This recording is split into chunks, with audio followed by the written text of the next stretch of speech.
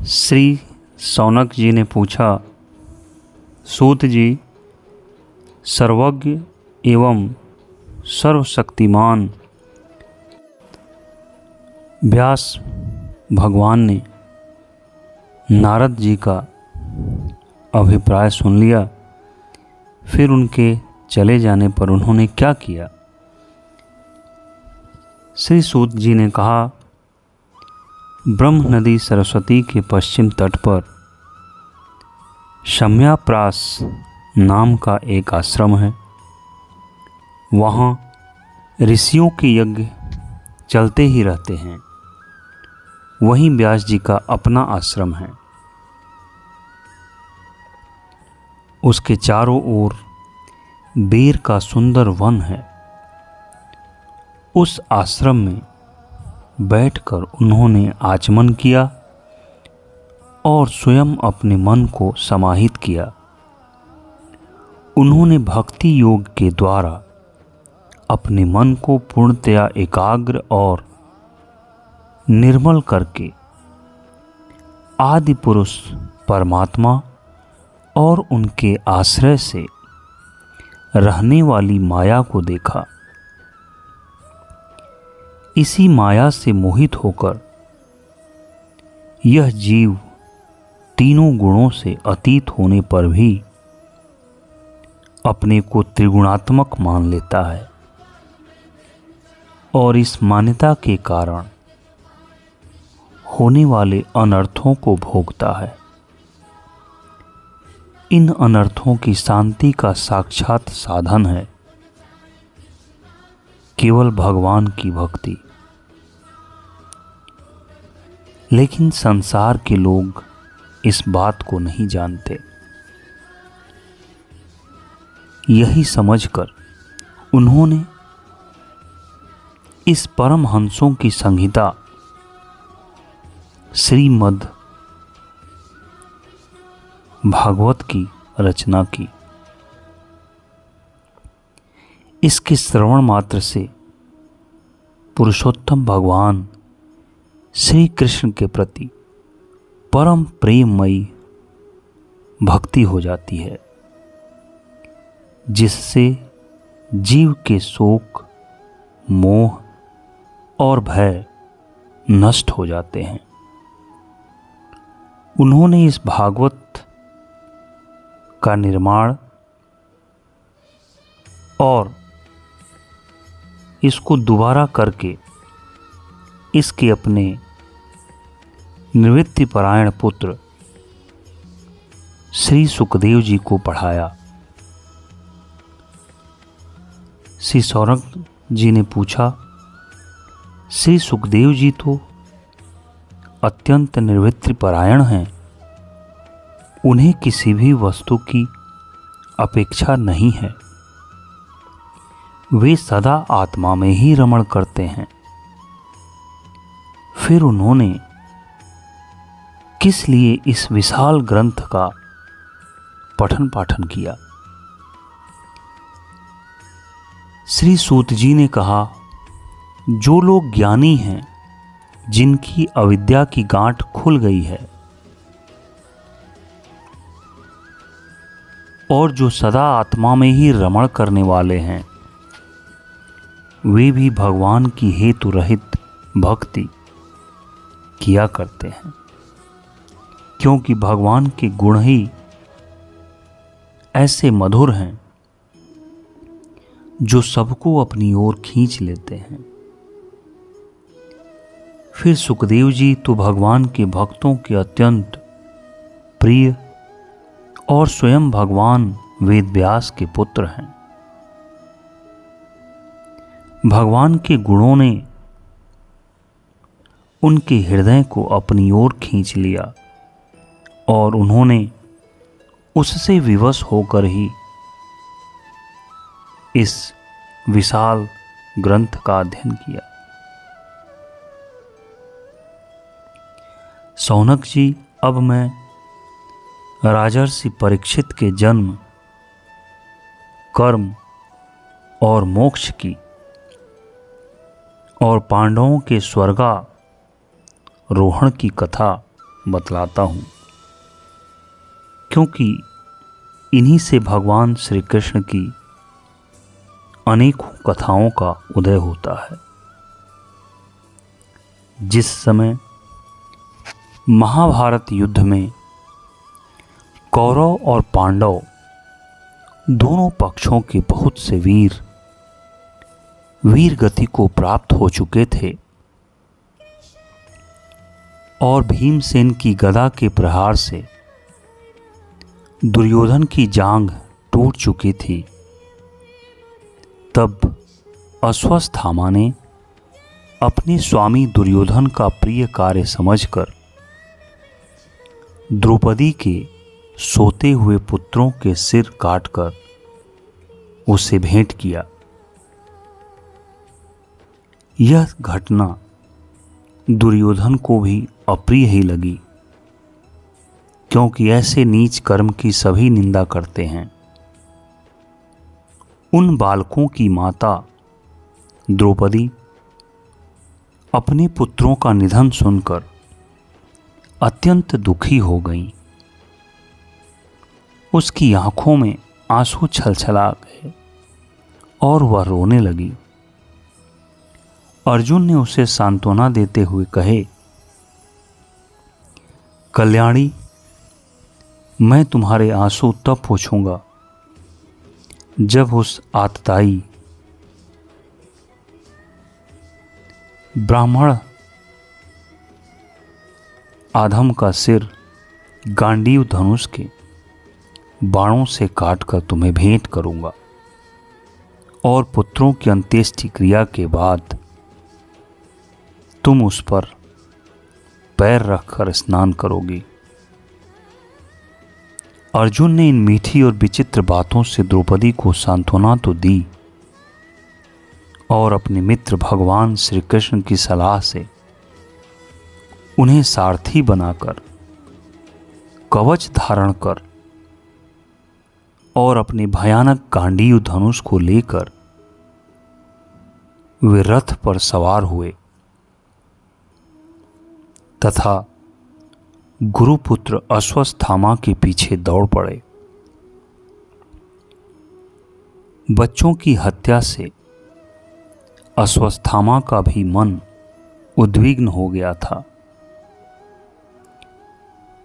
जब उसने दूर से ही देखा कि अर्जुन मेरी ओर झपटे हुए आ रहे हैं,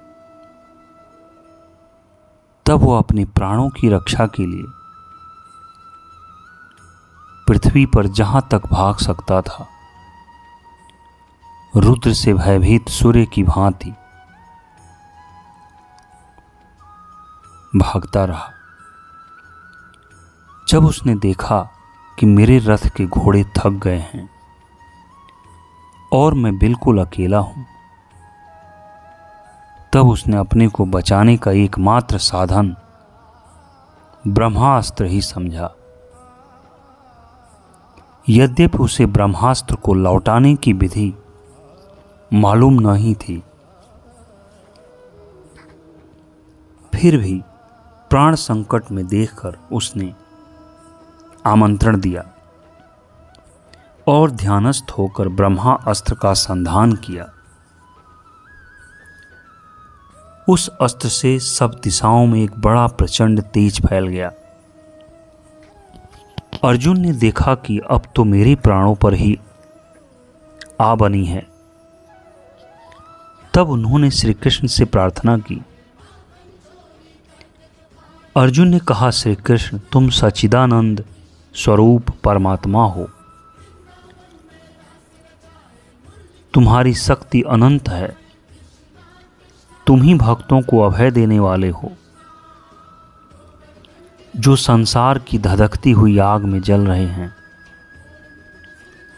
उन जीवों को उससे उबारने वाले एकमात्र तुम ही हो। तुम प्रकृति से परे रहने वाले आदि पुरुष साक्षात परमेश्वर हो।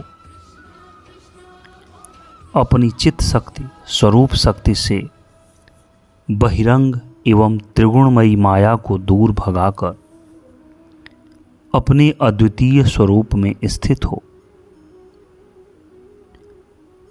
त्वमाद्यः पुरुषः साक्षादीश्वरः प्रकृतः परः मायां व्युदश्य चिच्छक्त्या केवल्ये स्थित आत्मनि। वहीं तुम अपने प्रभाव से माया मोहित जीवों के लिए धर्मादि रूप कल्याण का विधान करते हो। तुम्हारा यह अवतार पृथ्वी का भार हरण करने के लिए और तुम्हारे अनन्य प्रेमी भक्त जनों के निरंतर स्मरण ध्यान करने के लिए है। स्वयं प्रकाश स्वरूप श्री कृष्ण, यह भयंकर तेज सब ओर से मेरी ओर आ रहा है। यह क्या है, कहाँ से और क्यों आ रहा है, इसका मुझे बिल्कुल पता नहीं। तब भगवान श्री कृष्ण ने कहा, अर्जुन, यह अश्वत्थामा का चलाया हुआ ब्रह्मा अस्त्र है। यह बात समझ लो कि प्राण संकट उपस्थित होने से उसने इसका प्रयोग तो कर दिया है, परंतु वह इस अस्त्र को लौटाना नहीं जानता। किसी भी दूसरे अस्त्र में इसको दबा देने की शक्ति नहीं है। तुम शस्त्रास्त्र विद्या को भली भांति जानते ही हो। ब्रह्मास्त्र के तेज से ही इस ब्रह्मास्त्र की प्रचंड आग को बुझा दो। सूत जी कहते हैं, अर्जुन विपक्षी वीरों को मारने में बड़े प्रवीण थे।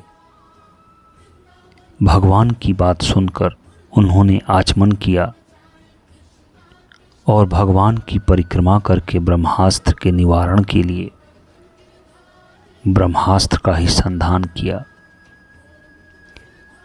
बाणों से वेष्टित उन दोनों ब्रह्मास्त्रों के तेज प्रलयकालीन सूर्य एवं अग्नि के समान आपस में टकराकर सारे आकाश और दिशाओं में फैल गए और बढ़ने लगे। तीनों लोकों को जलाने वाली उन दोनों अस्त्रों की बढ़ी हुई लपटों से प्रजा जलने लगी। उसे देखकर सब ने यही समझा कि यह प्रलयंकारी संवर्तक अग्नि है। उस आग से प्रजा का और लोगों का नाश होते देखकर भगवान की अनुमति से अर्जुन ने उन दोनों को ही लौटा लिया। अर्जुन की आंखें क्रोध से लाल लाल हो रही थी। उन्होंने झपट कर उस क्रूर अश्वत्थामा को पकड़ लिया और जैसे कोई रस्सी से पशु को बांध ले वैसे ही बांध लिया।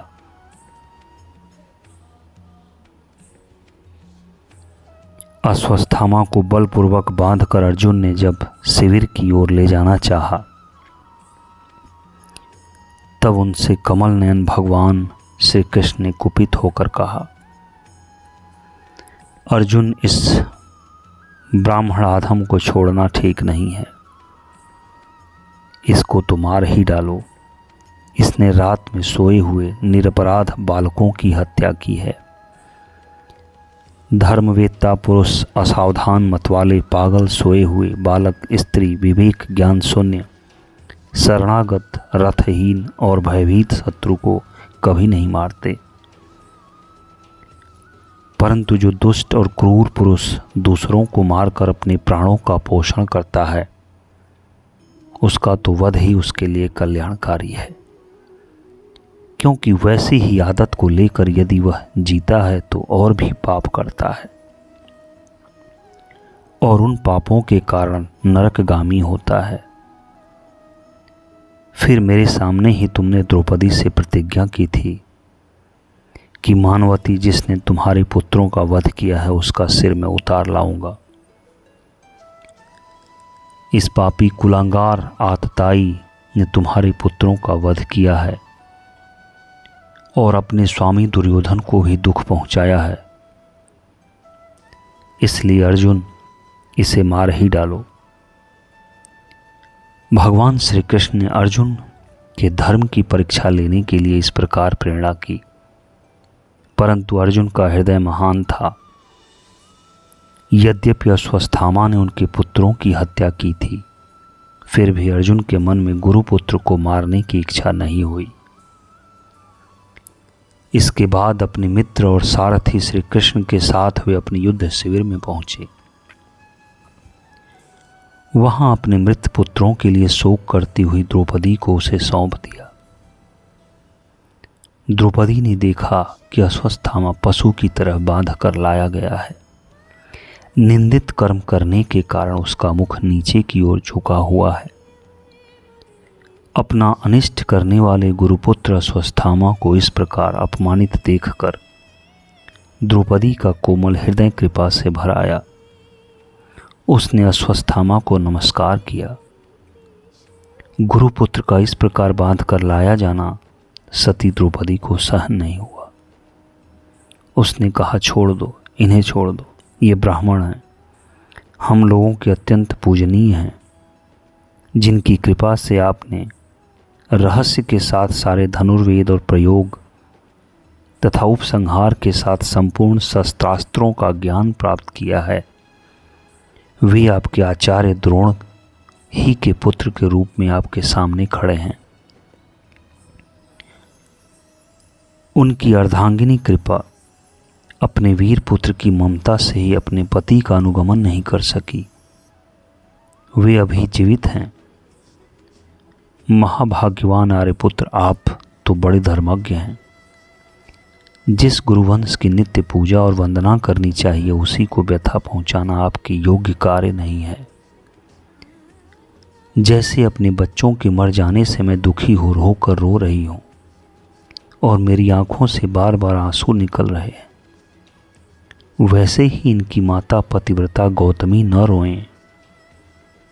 जो उच्छृंखल राजा अपने कुकृत्यों से ब्राह्मण कुल को कुपित कर देते हैं, वह कुपित ब्राह्मण कुल उन राजाओं को सपरिवार शोकाग्नि में डालकर शीघ्र ही भस्म कर देता है। सूत जी ने कहा, शौनक आदि ऋषियों, द्रौपदी की बात धर्म और न्याय के अनुकूल थी। उसमें कपट नहीं था, करुणा और समता थी। अतएव राजा युधिष्ठिर ने रानी के हित भरे श्रेष्ठ वचनों का अभिनंदन किया। साथ ही नकुल, सहदेव, सात्यकी, अर्जुन, स्वयं भगवान श्री कृष्ण वहां पर उपस्थित सभी नर नारियों ने द्रौपदी की बात का समर्थन किया। उस समय क्रोधित होकर भीमसेन ने कहा, जिसने सोते हुए बालकों को न अपने लिए और न अपने स्वामी के लिए बल्कि व्यर्थ ही मार डाला, उसका तो वध ही उत्तम है। भगवान श्री कृष्ण ने द्रौपदी और भीमसेन की बात सुनकर और अर्जुन की ओर देखकर कुछ हंसते हुए कहे, भगवान बोले, पतित ब्राह्मण का भी वध नहीं करना चाहिए और आतताई को मार ही डालना चाहिए। शास्त्रों से मैंने ही ये दोनों बातें कही है, इसलिए मेरी दोनों आज्ञाओं का पालन करो। तुमने द्रौपदी को सांत्वना देते समय जो प्रतिज्ञा की थी, उसे भी सत्य करो। साथ ही भीमसेन, द्रौपदी और मुझे जो प्रिय है वह भी करो। सूत जी कहते हैं, अर्जुन भगवान के हृदय की बात तुरंत पकड़ गए और उन्होंने अपनी तलवार से अश्वत्थामा के सिर की मणि उसके बालों के साथ उतार ली। बालकों की हत्या करने से वह श्रीहीन तो पहले ही हो गया था, अब मणि और ब्रह्म तेज से भी रहित हो गया। इसके बाद उन्होंने रस्सी का बंधन खोलकर उसे शिविर से निकाल दिया। मूड देना, धन छीन लेना और स्थान से बाहर निकाल देना, यही ब्राह्मणा धमों का वध है। उनके लिए इससे भिन्न शारीरिक वध का विधान नहीं है। पुत्रों की मृत्यु से द्रौपदी और पांडव सभी शोकातुर हो रहे थे। अब उन्होंने अपने मरे हुए भाई बंधुओं की दाहाद अंत्येष्टि क्रिया की।